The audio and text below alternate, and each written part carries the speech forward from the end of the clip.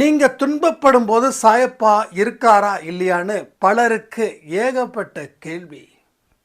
அதுக்கு பதில் இந்த பதிவில் இருக்குது. துன்பமே நமக்கு நண்பன், துன்பமே நமக்கு உயர்ந்த வாழ்க்கையை கொடுக்க போகுதுன்னா நீங்கள் நம்புவீங்களா? அதை நம்பி இந்த பதிவை கேட்குறவங்களுக்கு சாயப்பா சொல்லக்கூடிய விஷயத்தை இன்னும் பலமாக உங்களுக்கு உங்கள் மனசில் புரிய வைப்பார். இப்போ இருக்கக்கூடிய இந்த துன்பம் தான் உங்களை ஹீரோவாக ஆக்க முயற்சி பண்ணுது. அதுக்கு நீங்கள் எப்படி ஒத்துழைக்கணும் அப்படின்றதையும் இந்த பதிவில் சொல்லியிருக்கேன். எதிர்த்து நின்று போராடினவங்க, சாதனை பண்ணவங்க நிறைய பேர். அதில் ஒரு சிலரை பற்றியும் உதாரணத்துக்கு சொல்லியிருக்கேன். அப்போ உங்களுக்கு அது ஈஸியாக புரியும். அடித்து சொல்கிற நீங்களும் நானும் மிகப்பெரிய பிரம்மாண்டமான வெற்றியை இந்த ஜென்மத்தில் கொடுப்போம். நீங்கள் நம்புவீங்களா? நான் கொடுப்பேன், நீங்களும் கொடுப்பீங்க. நீங்கள் நம்புனா நீங்கள் கொடுப்பீங்க. உங்கள் மனசில் இருக்கக்கூடிய சில விஷயத்தை மாற்றி யோசிச்சிங்கன்னா நீங்கள் மிகப்பெரிய ஒரு இடத்துல போய் சேருவீங்க இந்த ஜென்மத்துக்குள்ளேயே. வீடு வரக்கூடிய துன்பம் இனி உங்களை எதுவும் செய்யாது. வீட்டுக்குள்ளே இருக்கக்கூடிய பேயா இருக்கட்டும், பிசாசாக இருக்கட்டும், எல்லாமே அது உங்களுக்கு அடிமையாகி உங்களை முதலாளியாக பார்த்து நீங்கள் சொன்ன சொல்லுக்கு அது கட்டுப்பட போகுது, கட்டுப்பட வைப்பார் இந்த சாயப்பா. இந்த பதிவை கேளுங்க. சாய்ராம். என் உயிரின் உயிரானவர்களே, ஒரு நிகழ்வுகளுக்கு பின்னாடியும் சாயப்பாவோட சம்மதம் அப்படின்ற ஒன்று இருக்குது. நீங்கள் இன்னைக்கு சந்தோஷமாக இருந்தாலும் அதற்கு பின்னாடியும் சாயப்பா இருக்காரு. இல்லை நீங்கள் ஏதாவது ஒரு துன்பத்தை தாங்கும் போதும் அதற்கு பின்னாடியும் சாயப்பா இருக்காரு. ஆனால் எங்கே அவர் இல்லை அப்படின்ற ஒரு விஷயத்தை நீங்கள் தெரிஞ்சுக்கிட்டீங்கன்னா உங்களுக்கு பெரிய குழப்பம் தீர்ந்துடும். என்னைக்கு நாம் அடிக்கடி முடிவை மாற்றிக்கிட்டே இருக்கோமோ அங்கே அவர் உங்களிடம் இல்லை.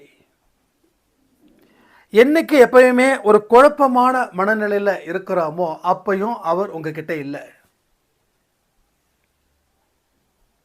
என்னைக்கு வாழ்க்கையில் இது நடந்துடுமோ அது நடந்துடுமோன்னு சொல்லி எந்த காரியத்தையும் நீங்கள் தொடங்காமல் இருக்கீங்களோ அப்பையும் அவர் இல்லை.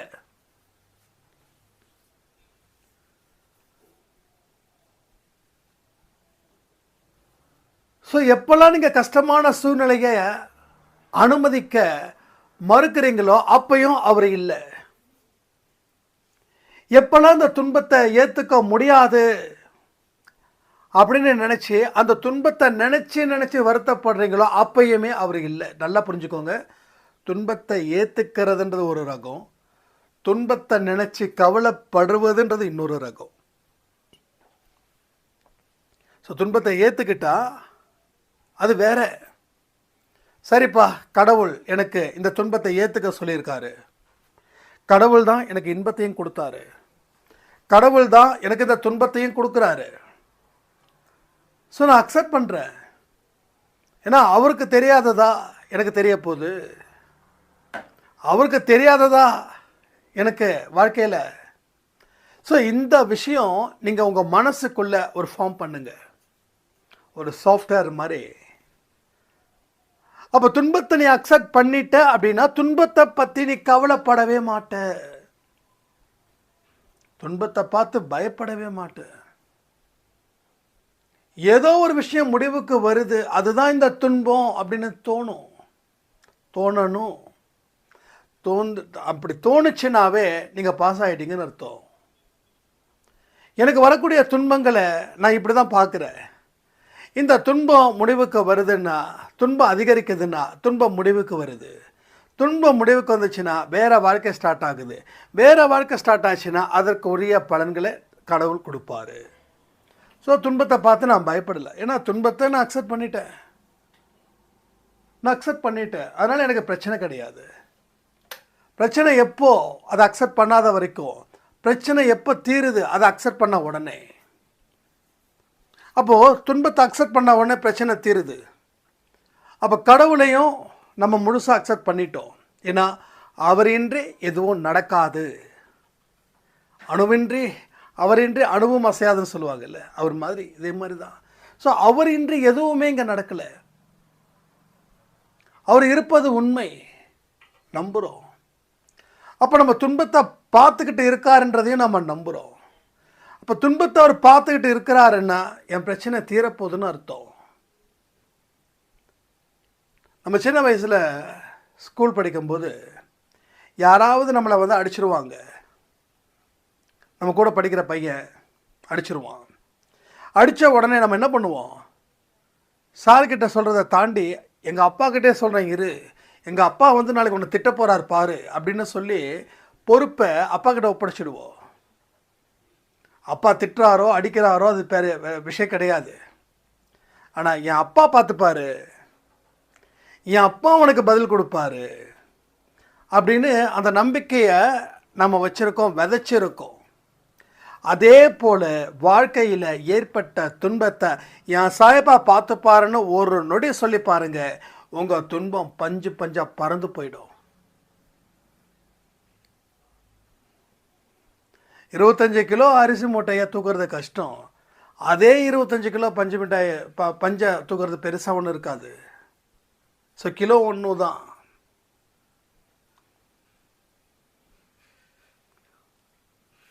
ஸோ நாம் புரிஞ்சிக்க முயற்சிகள் இங்கே செய்யலை. லைஃப்பை பற்றி புரிஞ்சிக்காமலே நம்ம வாழ்ந்துக்கிட்டு இருக்கோம். புரிஞ்சாதான் வாழ்க்கை சொர்க்கம், புரியலைன்னா வாழ்க்கை நரகம். புரியலைன்னா வாழ்க்கை ஒன்றுமே இல்லை. நீங்கள் எந்த காரணத்தை கொண்டும் வாழ்க்கையை பற்றி ஒரு புரிதல் கிடையாது. வாழ்க்கையை புரிஞ்சிக்க முயற்சிகள் செய்யணும்.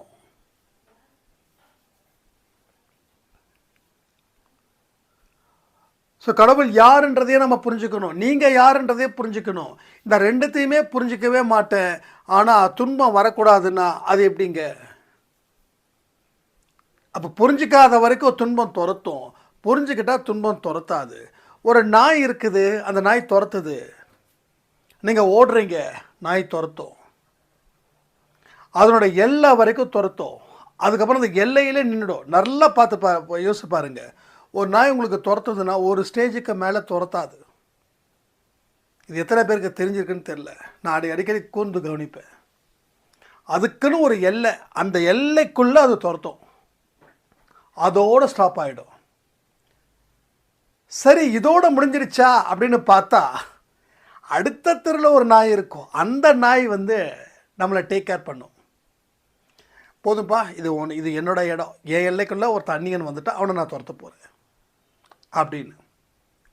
அதுக்கப்புறம் ஒரு மெயின் ரோடுக்கு வரும்போது தான் அங்கே இருக்கிற நாய்ங்க துரத்தாது. ஏன்னா அது நிறைய பேரை பார்த்து பார்த்து பழகிடுச்சு, தெரிஞ்சவன் தெரியாதவன் எல்லாம். அப்போ தெருவில் இருக்கிற நாய் ஏன் துரத்துது? கொஞ்சம் மெயின் ரோட்டில் இருக்கிற நாய் ஏன் துரத்தலை அப்படின்னா, இந்த தெருவில் இருக்கக்கூடிய ராஜா நான் தாண்டா ராஜான்னு நினைக்குது. ரோட்டில் மெயின் ரோட்டில் இருக்கிற நாய் அப்படி அது நினைக்கல. இதனுடைய ஒரு 2 நாய்ங்க தான், ஆனால் இதனுடைய கேரக்டர்ஸ் வேறு, அது கேரக்டர்ஸ் வேறு. அப்போ அதே அந்த எல்லைக்குள்ளே இருக்கக்கூடிய நாய் உங்களை புதுசாக இருக்கிறதால துரத்துது. இப்போ கூட அந்த நாய்கிட்ட இருந்து நீங்கள் தப்பிக்கலாம். ஒன்றே ஒன்று தான், நாய் துரத்தும் போது நின்று அதை வந்து பாசமாக பேசுகிற மாதிரி பேசுனீங்கன்னா அது துரத்துறத நின்றுடும், வாலாட்டிடும், இல்லை அமைதியாக போயிடும்.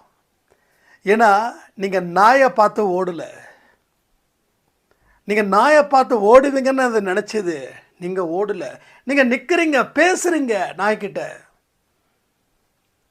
என்னமோ நீங்கள் தான் அந்த நாய்க்கு சொந்தக்காரர் மாதிரி, அந்த நாய் தான் உங்களுக்கு சொந்தன்ற மாதிரி பேசுகிறோம். பேசுனா வந்து நாய் வாலாட்டுது, இல்லை அமைதியாக போயிடுது. இப்போ என்னென்னா, அது துரத்துனா உடனே ஓடுனா பிரச்சனை, துன்பம் துரத்துனா நீங்கள் ஓடுனா பிரச்சனை. வரக்கூடிய துன்பத்தை பார்த்து யோசித்து புத்திமதி சொன்னால் அந்த துன்பம் அமைதியாக போயிடும்.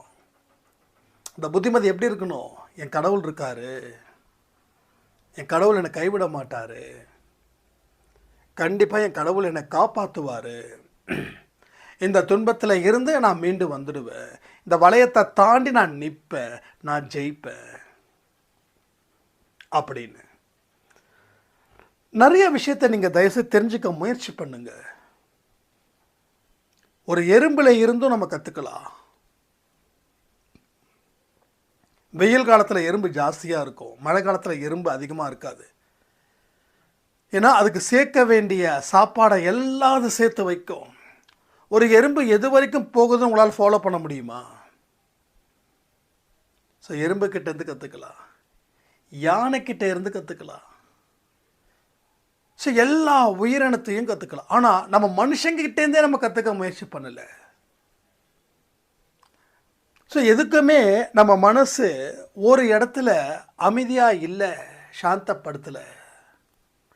எப்போ பார்த்தாலும் கன்ஃபியூஷன்ஸ். உங்கள் முகத்தை பார்க்கும்போது அந்த புன்னகை இல்லையே. எவ்வளோ அழகாக இருந்தது நம்ம முகம், எவ்வளோ அற்புதமாக இருந்தது. எவ்வளோ ரசிச்சிருப்பீங்க உங்கள் ஃபேஸை. கமெண்ட் பண்ணுறீங்களா? ஆண்களும் சரி பெண்களும் சரி, எவ்வளோ ரசிச்சிருப்போம். நம்ம எவ்வளோ அழகாக இருக்கும் நம்ம நினச்சது கிடையாது. ஆனால் இன்றைக்கி எத்தனையோ வசதி இருக்குது, நம்ம ரசிக்கிற நம்ம கண்ணாடி முன்னாடி நின்று நம்ம முகத்தை இல்லை. ஏன்னா ரசிக்கிற அளவுக்கு அங்கே மனசு இல்லை. ஏன்னா பெரிய வேதனை, பெரிய வலி. இப்போ கூட நான் சம்டைம்ஸ் ஃபோட்டோ எடுப்பேன். எனக்கு ஃபோட்டோ எடுக்க பெரிய ஹாபி. அந்த ஃபோட்டோஸ் எடுத்து சும்மா ஃபோல்டரில் போட்டுப்பேன். அது விஷ்ணு சாய்ராம் ஏதோ அப்படி அப்படி கொஞ்சம் எடிட் பண்ணி அது ஸ்டேட்டஸ்லாம் வைப்பார். எதுக்குப்பா இது அப்படின்னா, இல்லை இருக்கட்டும், அது உங்கள் ஸ்டைல் இல்லை, இருக்கட்டும், சரி ஓகே அப்படின்னு.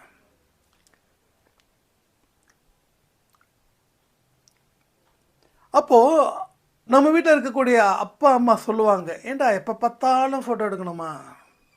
நம்ம இப்போலாம் ரொம்ப ரேரு. அதுக்கு முன்னாடியே ரொம்ப நிறைய எடுத்துகிட்டு இருந்தோம், இப்போ ரொம்ப ரேரு. அப்போது நாம் ரசிக்கும்போது உலகம் நம்மளை ரசிக்குது. நாம் நம்மளை வெறுக்கும் போது உலகம் நம்மளை வெறுக்குது. சிம்பிள் லாஜிக்கு இது, சிம்பிள் லாஜிக்கு. ஸோ நான் என்னை ரசிக்கிறேன், நான் என்னை ஃபோட்டோ எடுக்கிறேன். நீங்கள் ஃபோட்டோ எடுக்கலை, நீங்கள் உங்களை ரசிக்கலை, உங்கள் மேலே அன்பு இல்லை. எனக்கு என் மேலே அன்பு நான் நிறைய வச்சுருக்கேன். என் மேலே அன்பு நிறையா வச்சதால தான் உங்கள் எல்லாரும் மேலேயும் எனக்கு அன்பு இயல்பாக நிற்குது. இப்போ என் மேலே அன்பு இல்லைன்னா உங்கள் மேலே சத்தியமாக அன்பு வராது. அப்போ பெரியவங்களாம் பார்த்திங்கன்னா ஒரு மாதிரி சிடுன்னு இருப்பாங்க. நம்ம வீட்டில் அப்பாவுமே அப்படி தான் இருப்பாங்க, சிடுன்னு தான் இருப்பார். இப்போ பார்த்தாலும் என்னமோ ஏன்னா ஒரு வயசாகிடுச்சு, அந்த மனப்பக்குவம் இப்போ யாருக்குமே இல்லை. ஏன்னா உலகம் போகிற வேகத்தில் நம்மளால் அதை ஈக்குவல் பண்ண முடியலைன்னு சொல்லி அவர் என்கிட்ட சொல்லியிருக்காரு.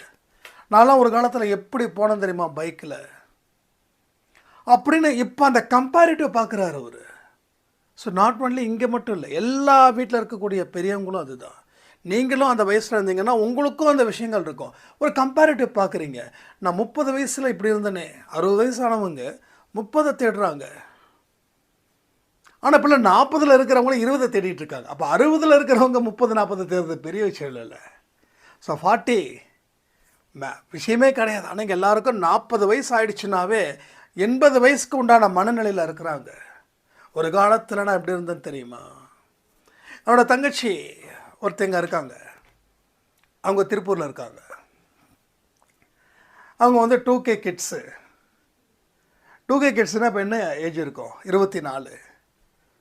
அப்போ ஒரு சின்ன ஒரு இஷ்யூ அப்படின்னு சொல்லி நம்ம வீட்டுக்கு வந்திருந்தாங்க. வரும்போது சொல்கிறாங்க, இதெல்லாம் ஒரு காலத்தில் எப்படி இருந்தது? ஃபோனே இல்லை, அது இல்லை, இது இல்லை. ஆனால் இன்றைக்கி பாருங்கள், யூடியூப்லாம் பாருங்கள், அப்படி இருக்குது. நம்ம நினச்ச நேரத்துக்கு எல்லா பாட்டையும் கேட்டுக்கலாம். அப்போல்லாம் பிடிச்ச பாட்டுக்காக நம்ம வெயிட் பண்ணணும். என்னடா அது, இந்த பொண்ணு 2K கிட்ஸ் தானே, இது என்ன இவ்வளோ பேசுதுன்னா அந்த பொண்ணுக்கு பின்னாடி இருக்கக்கூடிய ஆழமான வலி, ஏதோ ஒரு எதிர்பார்ப்பு, அது ஃபுல்ஃபில் ஆகலை. ஸோ மனசில் ஏகப்பட்ட குழப்பம், கன்ஃபியூஷன்ஸ், ஒரு மாதிரி நெகட்டிவ். ஸோ என்றைக்கு நம்ம பழசை பேசுகிறோமோ அன்றைக்கி நம்ம ப்ரெசண்ட்டில் இல்லைன்னு அர்த்தம். ஸோ பழசை பார்த்து என்னைக்கு நம்ம பெருமைப்படுறோமோ, நான் அப்படி இருந்தேன் இப்படி இருந்தேன் நினைக்கிறோமோ, so you are not in present. So ப்ரெசண்ட்டில் நீங்கள் ப்ரெசண்ட்டாக இல்லை. ப்ரெசண்ட்டாக இருக்கிறவங்க, அதாவது ப்ரெசண்ட்டில், அதாவது நிகழ்காலத்தில் சந்தோஷமாக இருக்கக்கூடிய மனிதர்கள் கடந்த காலத்தை பற்றி யோசிக்க மாட்டாங்க. நிகழ்காலத்தில் சந்தோஷம் இல்லாதவங்க மட்டும்தான் கடந்த காலத்தில் நான்லாம் ஒரு காலத்தில் எப்படி இருந்தேன் அப்படி இருந்தார். இது என்னென்னா, உங்கள் பெயினை நீங்கள் அக்செப்ட் பண்ண விரும்பலைன்னு அர்த்தம். ஸோ டாபிக் எடுத்த உடனே நான் சொன்னேன் இல்லையா, துன்பத்தை அக்செப்ட் பண்ண பழகலை. எல்லாமே பழகுனீங்க, ஆனால் துன்பத்தை அக்செப்ட் பண்ண பழகலை. எதை பழகணுமோ அதை பழகலை. துன்பத்தை கண்டா நாய் துரத்துற மாதிரி ஓடுறோம். அப்போ அந்த நாய் அந்த ஏரியாவுக்கு மட்டும் துரத்தலை, அடுத்தடுத்த ஏரியாவுக்கு லிங்க் கொடுக்குது. ஒருத்தன் வரான், பிடிச்சிக்கோ பிடிச்சிக்கோ பிடிச்சிக்கோன்னு. நாய் துரத்து எத்தனை பேர் கீழே விழுந்திருக்காங்க தெரியுமா? நாய் கடிச்சதை விட கீழே விழுந்து எலும்பு உடைஞ்சவங்க ஜாஸ்தி. ஸோ துன்பம் கூட ஒன்றும் பண்ணாதுங்க. துன்பத்தை நினச்சி நீங்கள் பயப்படும் போது நாயை துரத்து எலும்பு உடைஞ்ச மாதிரி கணக்கு இது. அவ்வளோதான். It's very simple. லைஃப் வந்து ஒன்றுமே கிடையாது, ஜீரோ. நீங்கள் ஜீரோவிலேருந்து ஸ்டார்ட் பண்ணுங்க. எல்லாமே கற்றுக்கிட்டேன்னு நினைக்காதீங்க. அப்போ 60 வயசில் இருக்கிறவங்க பாஸ்ட் பற்றி பேசுகிறாங்க. என்னால் அன்றைக்கி நான் பைக்கை நான் எவ்வளோ வேகமாக ஓட்டுறேன், இப்போ பாரு ஓட்ட முடியல பாரு, என்ன வாழ்க்கை அப்படின்னா, நீ அந்த 60 வயசை அக்செப்ட் பண்ணுங்க. அப்போ எல்லாருக்குமே இந்த 60 வயசில் இப்படி தான் இருக்கும். யா, திஸ் இஸ் அ நேச்சுரல். இதுதான் இயற்கை. 60 வயசில் நான் 30 வயசு அப்படின்னா லாஜிக் இல்லை. ஸோ நாளைக்கு எனக்கும் 60 ஆகலாம், 70 ஆகலாம். அப்போ நான் அப்படி திங்க் பண்ண மாட்டேன். ஏன்னா அந்த லாஜிக்கை நான் அக்செப்ட் பண்ணிட்டேன். ஏஜ் ஆகும், உடம்புல அந்த அந்த ஸ்கின்னு சுருங்கும், கண் பார்வை கம்மியாகும், பல்லு போகும், சொல்லு போகும், தலைமுடி வெள்ளையாகும். எனக்கே இப்போலாம் சம்டைம்ஸ் வந்து தாடி வந்து அப்பப்போ வெள்ளை முடியெலாம் கொஞ்சம் எட்டி பார்க்குது. ஸோ இந்த வெள்ளை முடி எட்டி பார்க்கும்போது இதை டை அடிக்கணும்லாம் நமக்கு தோணலை. வெள்ளை முடி எட்டி பார்க்குது, இன்னும் என்ன பண்ணிகிட்ருக்க, வந்த வேலை முடிய போகுது, நீ இன்னும் ஆரம்பிக்கவே இல்லையே உன் கணக்கு அப்படின்ற மாதிரி எனக்குள்ளே தோணும். அது தோணுச்சுனாவே கொஞ்சம் பரபரப்பாகும். உண்மையிலே சொல்கிறேன், வெள்ளை முடி கடவுள் கொடுத்த ஒரு வரம். ஆனால் அதை உடனே கருப்பு சாயத்தை போட்டு பூசுகிறோம். கருப்பு சாயத்தை முழுக்க முழுக்க போட்டு பூசுகிறோம். ஏன்னா வயசு தெரியக்கூடாது.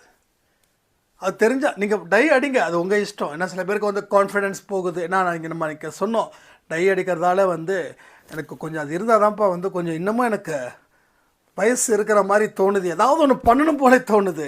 நீ டை அடிக்கக்கூடாதுன்னு சொல்லிட்டேன். எனக்கு கண்ணாடியில் பார்க்கும்போதெல்லாம் ஓகே பரவாயில்ல, பிரச்சனை கிடையாது, எவ்வளவோ நம்ம பண்ணுறோம், ஓகே இது ஒன்றும் பிரச்சனை இல்லை, இதுக்கு யாருக்கு எந்த பிரச்சனையும் கிடையாது, அடிச்சுக்கோங்க. ஏன்னா நம்ம மனசு அது மாதிரி நினைக்க தோணுது. ஏன்னா இப்போ ஏகப்பட்ட பிரச்சனைகள் இருக்கும்போது டை அடிக்கிறது ஒரு பிரச்சனையாக இருக்கக்கூடாது. அதனால் உங்கள் இஷ்டம் போல் அடிச்சுக்கோங்க. முடிஞ்ச அளவுக்கு வந்து கொஞ்சம் கெமிக்கல் இல்லாமல் அடிங்க. ஏன்னா டையில் வந்து தலையில் அடிக்கும்போது அது ஊறுது, கெமிக்கல் அதிகமாக ஊறும்போது உடம்புல இருக்கக்கூடிய இன்னும் சில பிரச்சனைகள் வருவதற்கு சான்சஸ் இருக்குது. அலர்ஜிட்டிக் நிறைய பேருக்கு வரும். அதனால் வந்து கொஞ்சம் நேச்சுரலாக இருக்கிறத வந்து கொஞ்சம் அடிங்க. இல்லையா ஏதோ மருதாணி ஏதோ பண்ணுறாங்களே, ஏதோ இது இது இயற்கை முறையில் அது மாதிரி பண்ணுங்கள். கொஞ்சம் கஷ்டம்தான், ஆனால் ஆரோக்கியமும் வேணும். நம்ம மனநிலையும் ஐயோ வெள்ளை முடி வந்துருச்சேன்னு சொல்லி பாதிக்கக்கூடாது இல்லையா? அதனால் ஸோ மைண்டு ஸ்ட்ராங்காக இருக்கிறவங்க நோ இஷ்யூ, ஒன்றும் இல்லை.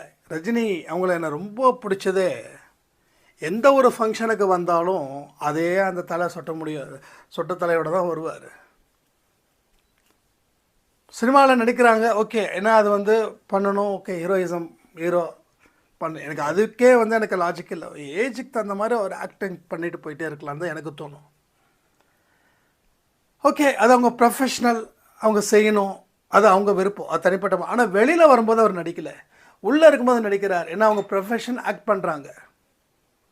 ஆனால் வெளியில் இருக்கும்போது அவர் நடிக்கலை. ஸோ நான் அதிகமாக சொல்கிறேன், என்னோடய லைஃப்பில் சேஞ்ச் ஆனது 2 பேர் என் லைஃப்பில். ஒன்று ரஜினி, 2வது இளையராஜா. இளையராஜா அவங்க வந்து யாருக்கு வந்து ஹீரோ அப்படின்னு சொல்லி ஒரு பேனரை பேஸ் பண்ணிலாம் மியூசிக்லாம் போடல. அது ராமராஜன் சாருக்காக இருக்கட்டும் இல்லை வேறு எந்த ஹீரோவுக்காக இருக்கட்டும், அவருக்கு என்ன மனசில் டியூன் வருதோ அதுதான். ஸோ நீ ஸ்டாரு, இவர் வந்து டம்மி ஸ்டாரு அதெல்லாம் பார்க்குறது இல்லை. அதனால தான் அவருடைய எல்லா பாட்டும் இன்னைக்கு வரைக்கும் மாபெரும் ஹிட். நேற்று எனக்கு ஒரு 15 நிமிஷத்துக்கு ரொம்ப தலைவலியாக இருந்தது. ஏன்னா ஃபுல் கண்டினியூ ஒர்க் நேற்று ஃபுல்லாக. நேற்று கூட வந்து எல்லாமே லேட்டாக வந்திருக்கும். ஆடியோ கூட நான் வந்து நம்ம ஆஃபீஸில் கொடுத்தேன், காலையில் கொடுத்த ஆடியோ. அதில் ஐ திங்க் சவுண்ட்ஸ்லாம் வரும்னு நினைக்கிறேன், கொஞ்சம் மன்னிச்சிருங்க. எனக்கு கார் சவுண்டு பஸ் சவுண்ட்லாம் வரும். ஏன்னா அந்த ஆடியோ கொடுக்கல அப்படின்னா எனக்கு ரொம்ப ஒரு மாதிரி ஃபீல் ஆகும்.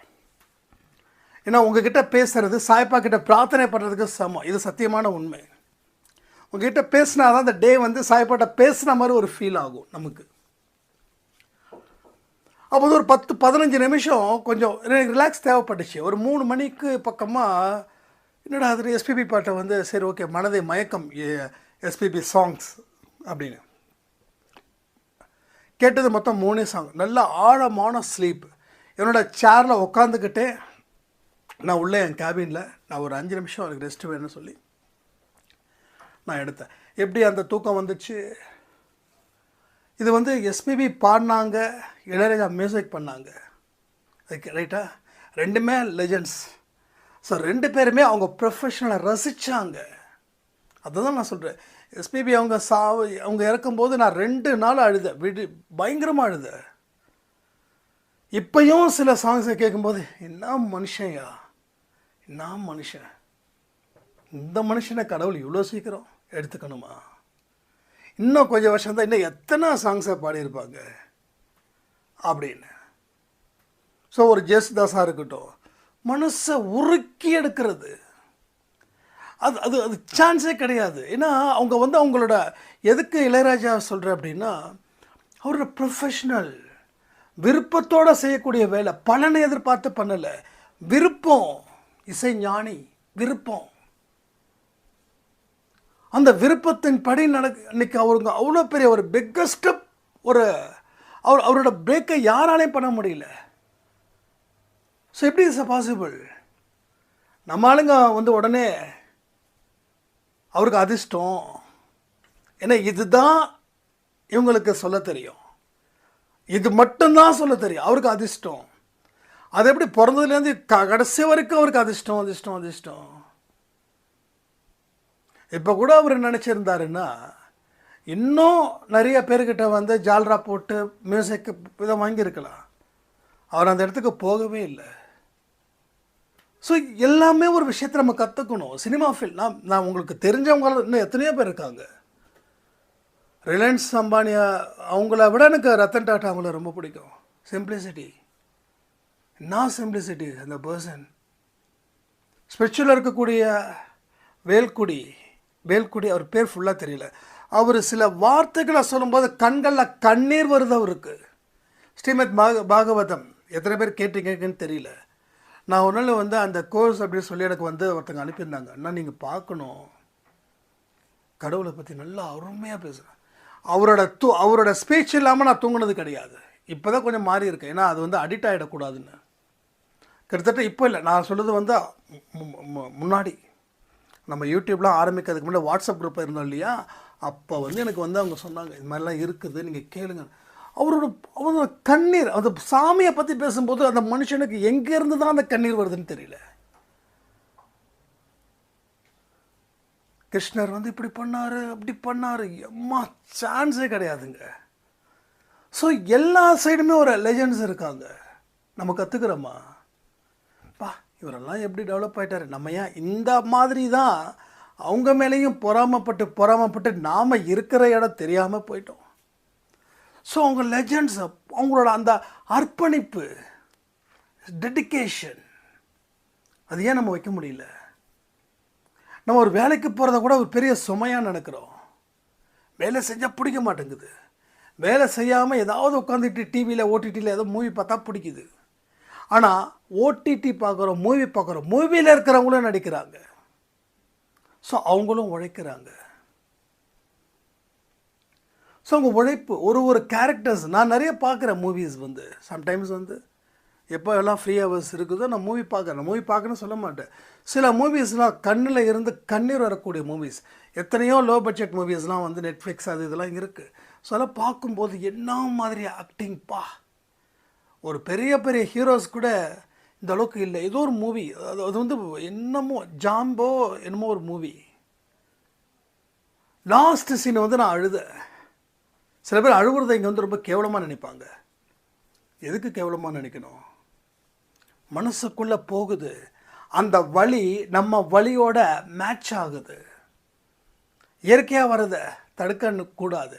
வருதா நல்லதா வரட்டும், தப்பானது நம்ம எவ்வளோ வேணும் தடுக்கலாம், அழுவுறதெல்லாம் தடுக்கக்கூடாது. ஒருத்தவனோட வலி இன்னொருத்தருக்கு தெரிஞ்சிடுச்சுன்னா அவன் எந்த சந்தர்ப்பத்திலையோ அவன் கண்ணு கலங்கும். ஆர்டிஃபிஷியலாக அழுவலை, கண்ணு கலங்கும். ஸோ இது மாதிரி நிறைய இன்ஸ்பிரேஷனல். எத்தனை பேரோட வலி, இளையராஜா அவர்கள் வரும்போது எத்தனை அவமானத்தை சந்திச்சாங்க தெரியுமா?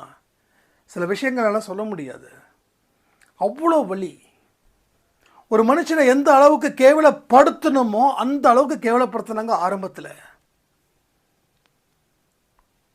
ஸோ எல்லாத்துக்குமே அந்த வலி. ஒரு மனுஷனை எதிர்த்து போராடி நின்று ஜெயிக்கிறான், துன்பத்தை கடக்கிறான். துன்பத்தை பார்த்து பயப்படலை, துன்பத்தை கடக்கிறான்.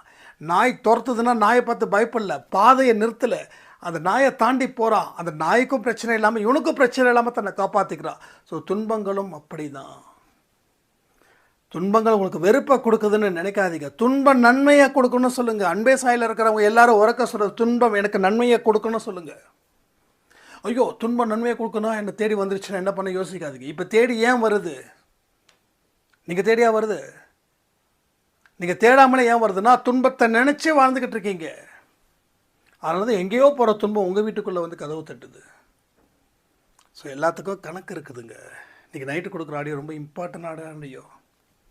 ஏன்னா பகலில் கொடுக்கணுன்னு தான் நினச்சது, 12 மணி ஆடியோ தான். திடீர்னு வந்து பார்த்தா டாபிக்ஸ் வந்து கொஞ்சம் வேறு லெவலில் போனதால் அது நைட்டுக்கு. ஸோ ஒன்று தான், துன்பத்தை பார்த்து பயந்தா துன்பம் துரத்தும். துன்பத்தை பார்த்து எதிர்த்து நின்னா துன்பம் நமக்கு நண்பனாகும். துன்பம் நமக்கு நண்பனானா கடவுளோட சொல், கடவுளோட செயல் எல்லாமே நமக்கு புரியும். நமக்கு புரிஞ்சிடுச்சுன்னா வாழ்க்கையை ஜம்முன்னு வாழ்வோம். இதை மனசில் வைங்க.